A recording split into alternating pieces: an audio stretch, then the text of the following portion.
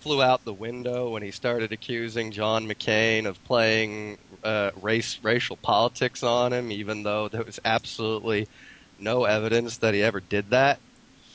No, I definitely preferred the old Barack Obama, who seemed to be a uniter, a transformative character. But I suspect that really that was just sort of an image that he was using at the time, and that now that he feels very confident as he does, that what we're seeing is actually the real Barack Obama. Uh, I think that that Barack Obama, the post-partisan, post-racial, above the old type of politics Obama, the one who existed before he spent a record amount of money on negative attack ads, was actually a much better choice to be president than the current incarnation of Barack Obama, who really just seems to be sort of a snake oil salesman who will tell you whatever you want to hear, even if he knows it's impossible to deliver it. Ah, right. That was it. Okay, fine. Well, at this rate, we'll be able to have extra questions because you're being extra good. I think that question came under the future, actually, Cubsfan, just to elucidate on that a little bit here. Okay. Next question, Parmaneides, for you.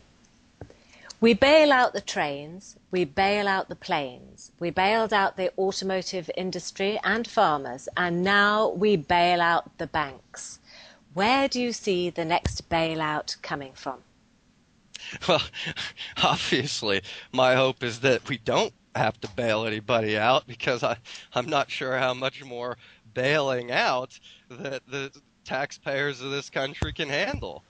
That's why I'm very much a believer that unless it's absolutely necessary to avoid economic disaster of some sort, that we shouldn't bail out companies just for doing badly. We bail out the airline industry. Why? People can take trains. We bail out the trains. Why? People can take buses. I mean, unless this is an absolutely necessary thing to do, we shouldn't be bailing anybody out. That goes against the very nature of capitalism, to bail out a company because they failed.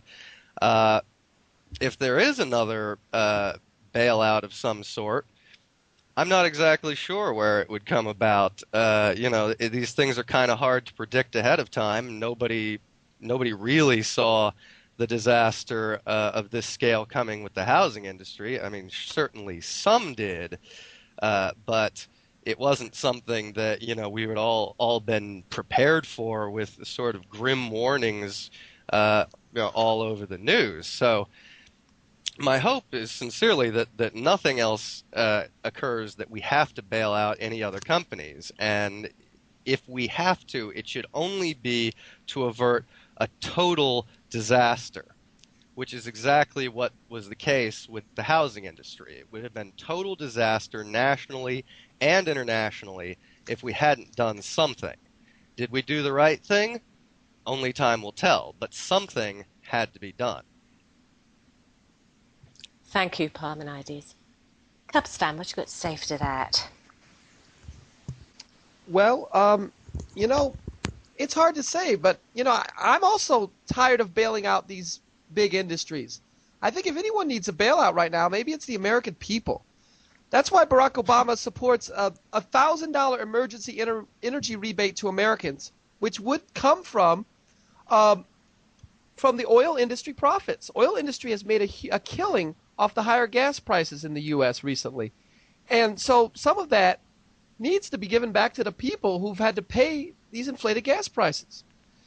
I don't know, what the future would bring. I do know, though, that Barack Obama foresaw that the subprime mortgage crisis, the subprime mortgage problem was going to become a crisis. Last year, he wrote to Ben Bernanke, Reserve Chairman, and said this is a major issue that has to be addressed. And he also, I believe, wrote to the Secretary of the Treasury. So he's been thinking about it for some time. At the same time he was writing these letters, John McCain said, I think it was in December of 2007, I was surprised about the subprime mortgage crisis. Well, John, you got to be reading into these things. You shouldn't be surprised by the crisis. And, lastly, Parmaneides did get an extra point, and he made a point outside of the question topic, so I'd like to do the same just to even things out. That's I fine, think Cubsfan. the old Barack Obama is still around. That's why, as recently as the last few weeks, he's been endorsed by Republican after former Republican.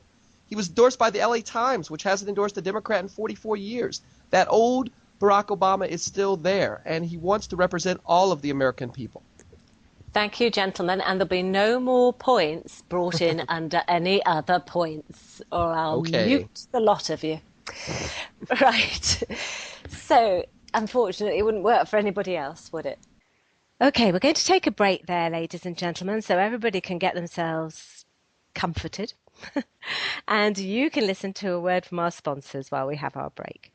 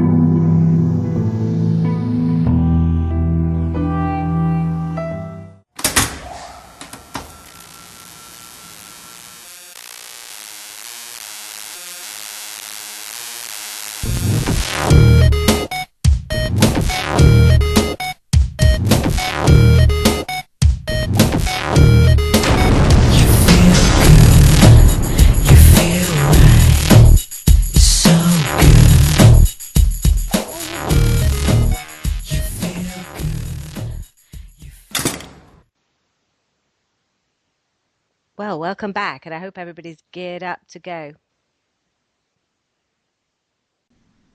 Oh, next question goes to you, Cubsfan.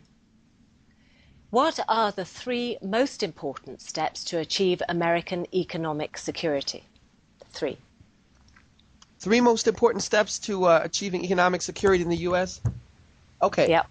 Number 1, we have to do something about incomes in this country and about jobs going overseas. And over the last 30-plus years, jobs have moved overseas. Initially, it was the low-tech jobs. Now it's becoming the higher-tech jobs. So what are we going to do about it? Well, Barack Obama has a plan which rewards companies for keeping jobs in the U.S., keeping jobs in America, good jobs at good wages. And we'll end the tax breaks, which have been going on for some time, and which John McCain supports, for sending jobs overseas. That's a start. We also need job retraining in the high-tech fields to bring higher wages. And we also need a minimum wage, which we finally passed this bill, again, not supported by John McCain, which increases the minimum wage and indexes it to inflation so that we don't have to worry about workers' wages continuing to slide. Because when workers make more, they spend more, especially lower-income workers. And in a consumer-driven economy, more spending equals a better economy and better economic growth. So that's the first thing. The second thing is we have to do something about energy. We can't import 70% of our energy in the form of foreign oil. That has to end. So Barack Obama supports a plan to get us off foreign oil in the next 10 years. And it's not about drilling. Drilling is something that would account for a small percentage, and it would take 10 to 20 years to do anything. Barack Obama favors giving subsidies to companies and to entrepreneurs